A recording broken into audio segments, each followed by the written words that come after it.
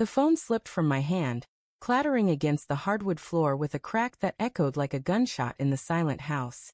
My chest tightened as the screen's glow illuminated a single message, timestamp 2:17 a.m. Can't stop thinking about last night. Same time tomorrow. The sender's name, Chris, burned into my retinas, a name I didn't know, yet it carried the weight of 1,000 unspoken truths. My wife, Lena, slept upstairs, her soft breaths a cruel counterpoint to the storm raging in my skull. I stood frozen in our dimly lit kitchen, the hum of the fridge mocking my unraveling world. How had I missed this? How had we come to this? The day had started innocently enough. Lena had kissed me goodbye that morning, her lips brushing mine with a distracted warmth as she rushed out for her work dinner. Her perfume, jasmine and something sharper, lingered in the air as I tidied the breakfast dishes, the clink of porcelain grounding me in routine. She'd been distant lately, her smiles tight, her eyes darting to her phone more than usual. I'd chalked it up to stress. Her new promotion at the law firm demanded late nights, client schmoozing, and endless emails. Don't expect priority treatment, she'd teased last week, her voice light but edged with something I couldn't place. I'd laughed it off, assuming it was her way of warning me about her packed schedule. Now, that phrase clawed at me, a taunt I hadn't understood until this moment. I retrieved the phone, my hands trembling as I reread the message.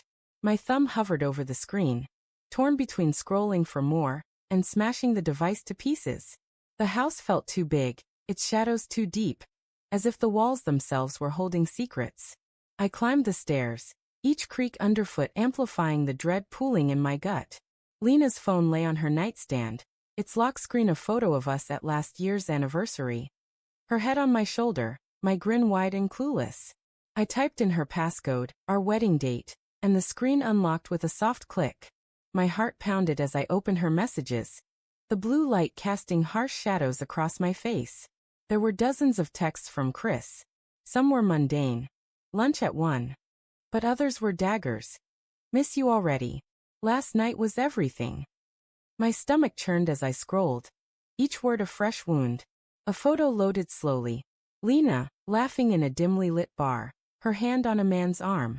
He was tall, broad-shouldered, with a smirk that screamed confidence. I didn't know him, but I hated him. Worse, I hated how I'd ignored the signs. The late nights, the locked phone, the way she'd started wearing that red dress I loved, but never for me. I sank onto the edge of the bed, the mattress dipping under my weight. Lena stirred, her dark hair splayed across the pillow, her face serene in sleep. How could she look so peaceful while my world collapsed? Part of me wanted to shake her awake, demand answers, scream until the truth spilled out. But another part, a weaker, more desperate part, whispered that maybe I'd misunderstood. Maybe Chris was just a friend, a colleague. Maybe I was the paranoid one, twisting innocent moments into betrayal. I clung to that hope, fragile as it was, because the alternative was unbearable. The next morning, I played the part of the oblivious husband. I made coffee, the gurgle of the machine filling the tense silence as Lena shuffled into the kitchen, her eyes heavy with sleep. "Morning," she mumbled, brushing past me to grab a mug. Her fingers grazed mine, and I flinched, the contact sparking a mix of longing and revulsion. "You okay?" she asked, her brow furrowing. I forced a smile, my voice steady despite the chaos inside. "Just tired. Long night." She nodded, distracted, already checking her phone. I watched her thumbs move, each tap a potential lie, and my resolve hardened. I needed proof, not just fragments of doubt. That evening, she announced another work thing. I nodded, my face a mask of calm as I suggested she take my car. Easier to track with the GPS app we shared. She hesitated, her eyes flickering with something, guilt? Suspicion? Before agreeing. As her taillights faded down the driveway, I opened the app, the blinking dot of her location searing into my mind. She wasn't headed downtown to the firm's usual haunts. The dot veered toward a residential area, a quiet suburb I'd never visited.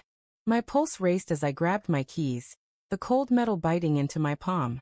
The drive was a blur, rain streaking across the windshield, wipers thumping in time with my heart. The GPS led me to a brick townhouse, its windows glowing warmly against the storm. Lena's car, my car, sat in the driveway, parked beside a sleek black sedan.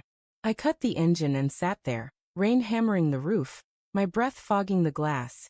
Every instinct screamed to barge in, to catch her in the act, but fear glued me to the seat. What if I was wrong? What if I wasn't?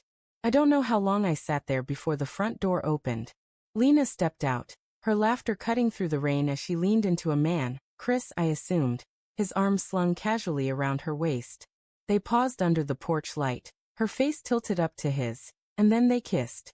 It wasn't a peck, not a friendly goodbye. It was hungry, intimate, the kind of kiss that carried history.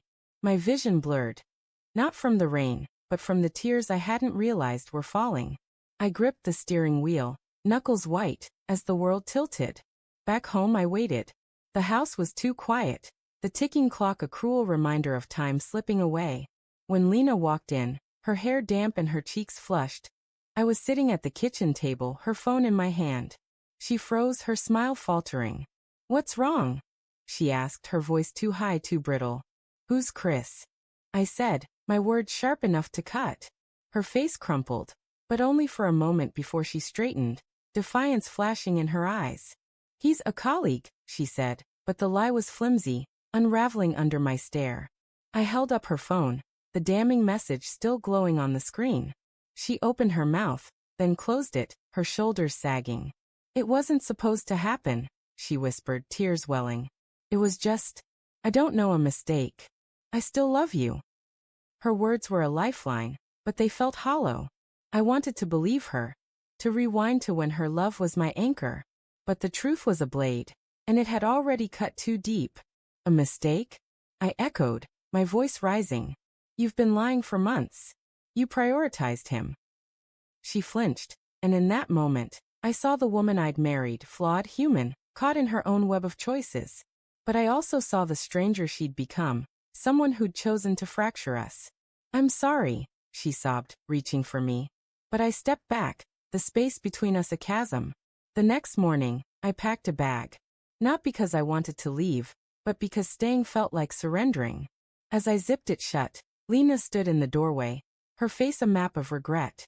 "Where are you going?" she asked, her voice small. "Away," I said, my throat tight. "I need to figure out if I can still trust you. Or myself." As I drove into the dawn, the road stretching endlessly before me, I realized the betrayal wasn't just hers. I'd betrayed myself, ignoring the signs, clinging to a love that had already slipped through my fingers. The rearview mirror showed our house fading, and with it, the life I thought I knew.